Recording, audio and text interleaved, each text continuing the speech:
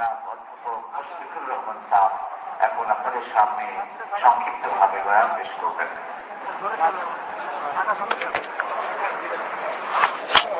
আপনারা এসেই বয়ান পেলেন স্যার, ভাগ্য ভালো।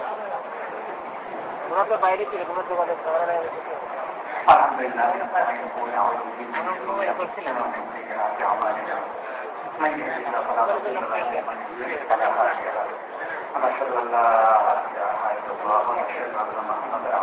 লাগবে না, ভালো কানে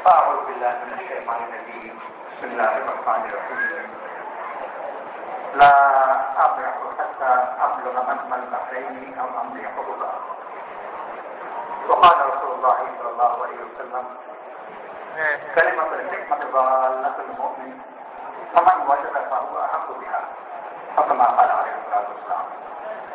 এই কিছুদিন আগে আবু শেখ একটা কথা বলেছেন, আমার সংক্ষিপ্ত কথা এর সাথে জড়িত করতে চাই।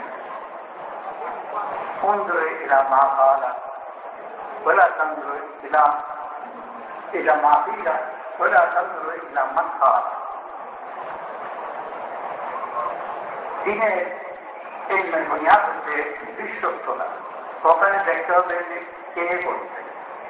হাদিসের মধ্যে এটাই কিছু দেখা হয়, রাবি শুদ্ধ কিনা, বিশ্বস্ত কিনা। ফতোয়া নেবার সময় এটাই জানতে হয় যে এই ব্যক্তি ফতোয়া দেওয়ার যোগ্য কিনা। কিন্তু এই কথা আরেকটা পরিস্থিতি যেটা জানারও প্রয়োজন আছে। আর জরুরি গুরুত্বপূর্ণ কথা না হলে সেখানে মায়ের আমাদের সেই তো বলতেন না, কিন্তু এটা পরিধি আলাদা। দুনিয়াবি অনুরূপ যেগুলো বলা হয় বিজ্ঞান ইত্যাদি, এগুলোর বিশ্বস্ততা নয়, প্রধানত দুটো বুনিয়াদ, অভিজ্ঞতা আর যুক্তি। আব্দুল্লাহ এসে বলল যে গাছ থেকে আপেল মাটিতে পড়ে গেছে। এই কথা বিশ্বাস করবার জন্য আব্দুল্লাহ একজন বিশ্বস্ত ব্যক্তি কিনা ওটা যাচাই করার প্রয়োজন নয়। সন্দেহ যদি হয় আমি নিজে ছেড়ে দেখি পড়ে কিনা, তো অভিজ্ঞতা বলে কথা শুনব। সেই জন্য আব্দুল্লাহ বিশ্বস্ততার উপর কথা নির্ভরশীল নয়।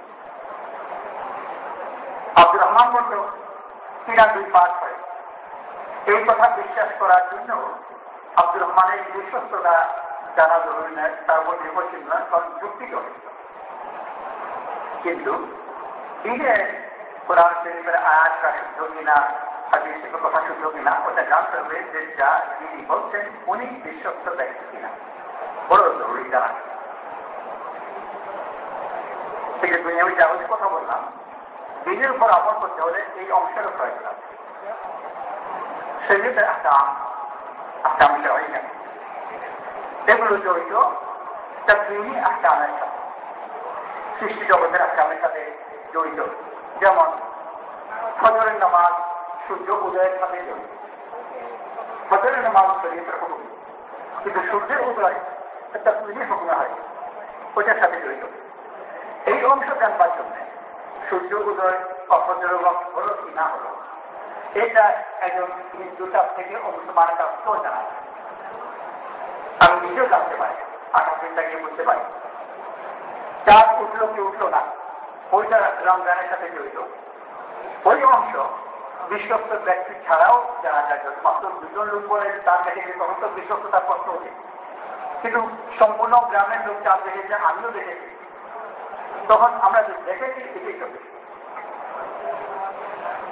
তো জাগতিক অবস্থা তাকওয়িনী আহকামের সাথে শরীয়ত হুকুম জড়িত। আল্লাহ তাআলা আমাদেরকে দিন দিয়েছেন, এই দিনের মধ্যে এটাও খুব গুরুত্বপূর্ণ একটা অংশ, মানুষকে ফায়দা বোঝা।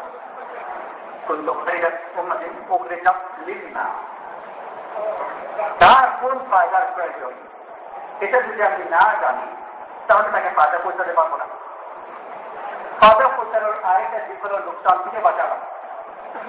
তার সামনে কি বিপদ আছে ওইটা যদি না জানে তাহলে ওকে লোকসান থেকে বাঁচাতে পারবো না। কিন্তু এই জায়গাগুলো এগুলো কোনো কিতাব থেকে জানবার জিনিস, এগুলো তো তার অবস্থা, ব্যক্তি অবস্থা থেকে, পরিবেশ থেকে জানতে হয়।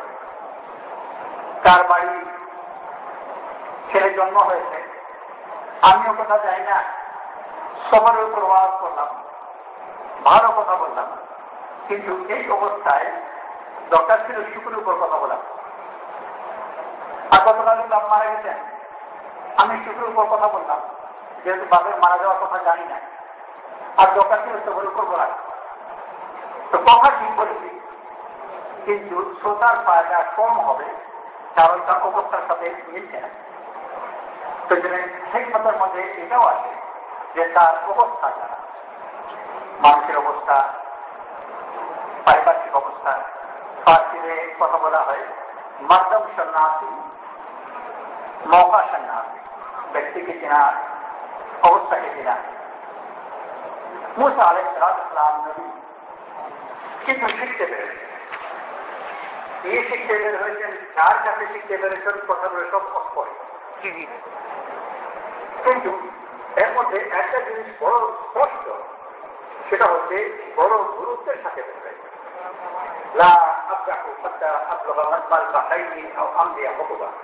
খুব মজবুত একটা ইরাদা নিয়ে বেরোচ্ছেন, আমি চলতে থাকবো, থামবো না।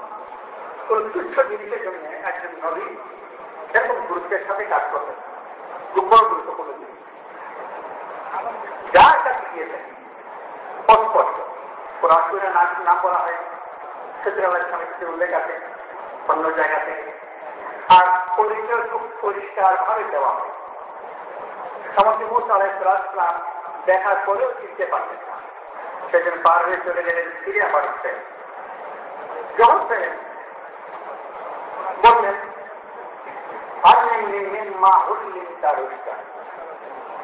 অজ্ঞাতের বচন ভঙ্গিতে বললেন মজহুলেন নিম্মা হরিমা এগুলো বলেন নিম্মা আল্লাহ তার সবই অজ্ঞাতের সাথে যেহেতু ব্যক্তির অজ্ঞাত সম্পূর্ণ দেখবেন জিনিসটা প্রতিটি অজ্ঞাতের সাথেই চলবে। প্রথম শব্দটাও মন্না, আর মন্না শব্দ মজুর থাকে, তাই মন্না ফিরিস শব্দ মন্না। আর কোথায় পাওয়া যায় তাও এটা উদাহরণ মন্দির হারিয়ে যাওয়া জিনিস যদি আমি জানতাম কোথায় হারিয়েছে, তত হারাই। হারিয়েছে মানে হচ্ছে যে কোথায় হারিয়েছে তা জানি না, সেদিন খুঁজে বের করার কোন নির্দিষ্ট পদ্ধতি, হারিয়ে যাওয়া জিনিস খুঁজছি খুব পরিষ্কার কোনো পদ্ধতি, ওই অবস্থায় যে থাকে কেউ জানতে পারে। يؤتى الحكمة من يشاء يؤتي الحكمة من يشاء ومن يؤتى الحكمة فقد أوتي خيرا كثيرا। এখানে ওই মজবুরের মধ্যে ভূমিকা বলা হয়, অর্থাৎ যাকে দেওয়া হলো তাকে ভালো জিনিস দেওয়া হয়, যে ব্যক্তি যাহা তাকে দেওয়া। আল্লাহ তাআলা আমাদেরকে দিনেটা হিকমতের সাথে করতে বলা হচ্ছে, আর হিকমতের অংশ বেশ একটা অংশ হচ্ছে অবস্থা ব্যক্তির সাথে সাথে চলছে। এই মাঝি যার নৌকা ইসলাম দোয়া, সে এবং তার দেশে এবং তার রাজার কিছু অবস্থা ইসলাম জানে, সেই জানার পরিপ্রেক্ষিতে ওর নৌকাটা দিয়ে দিল। মুসা ইসলাম যদিও নবী, কিন্তু ওরা তাকে এগিয়ে দিলেন। আর এটা জরুরি নয়, নবী হলে যে সব অবস্থা জ্ঞান রাখে তার থাকতে হবে তা কিন্তু না।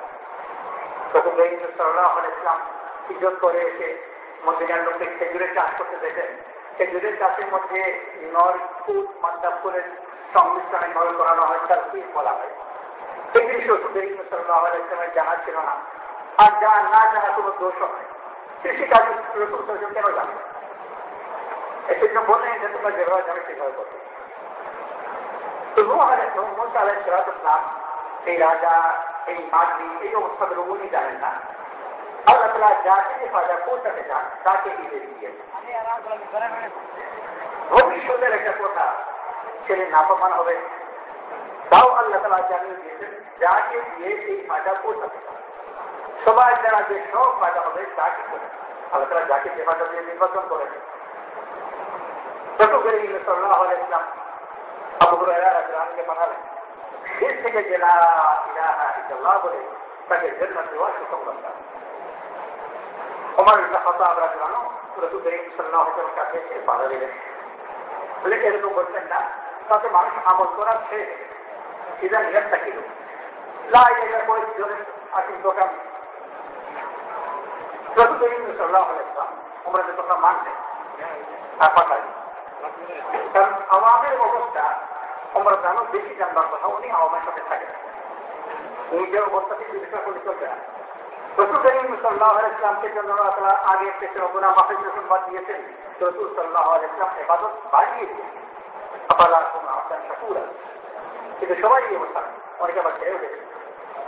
হুদায়বিয়ার সন্ধির সময় মাথা কামাতে বলছেন, কিন্তু তারা কামালেন না। উম্মে সালমা রাদিয়াল্লাহু আনহা বললেন যে আপনি আপনার মাথা কামড়ে দিন, কিন্তু তারাও কামাবেন। এই যে একটা বিশেষ জ্ঞান, এটা আল্লাহ তাআলা উম্মে সালমা রাদিয়াল্লাহু আনহাকে দিয়েছেন, রসুল সাল্লাল্লাহু আলাইহি ওয়াসাল্লাম আল্লাহ কথা মানলেন আর ফায়দাও হলো। তো আল্লাহ তাআলা আম্বিয়া আলাইহিস সালাম, তারপর মুহাদ্দিসিন, ফুকাহা, মুফতি কেরাম, ইনাদেরকে যে অংশ মকসুদ করেছে ওই অংশ যেটা বিশ্বস্ত সূত্র থেকে পাওয়া যায়, ওইটা কথা কিন্তু যেটাকে কার্যকরী করবার জন্য বাস্তব জগতের কিছু অংশ আছে যেটা আল্লাহ তাআলা যেগুলো বুঝতে পারে এবং সেটাও সংগ্রহ করার দরকার, কিন্তু সংমিশ্রণ না হলে তিনি চলবে না। যেরকম মুসা আলাইহিস সালামও প্রচারজন গুরুদের সাথে গেলেন, তো আল্লাহ তাআলা আমাদের অভিযোজিত যেখান থেকে যেটা নেওয়ার দরকার, যে গুরুত্বের সাথে নেওয়ার দরকার সেটা জরুরি। শরীয়তের আহকাম তো ওইটি এত গুরুত্বপূর্ণ জিনিস এবং যেখান থেকে নেওয়া দরকার ওখানে নেব। রাস্তায় চলতে যেতে গাড়ি ঘোড়া শুরু করে ফেলাম, তার কাছে ফটো নিয়ে নিলাম, এটা কোনো বুদ্ধিমানের কাজ হবে। কিন্তু দিনের ন্যায় করতে চাই, মানুষ ফাঁকা করতে চাই, তাহলে সাধারণ মানুষের অবস্থা জানতে হবে, কারণ যার কাছে ফাঁকা পৌঁছাচ্ছি তার অবস্থা না জানে ফাঁকা কেমন করে পৌঁছাবে, বিপদ থেকে কেমন করে বাঁচাবো। তো আল্লাহ তাআলা আমাদেরকে দিন উপর চলা আর উম্মাকে ফাঁকা পৌঁছানোর তৌফিক নিশ্চিত করবে। 10 মিনিট।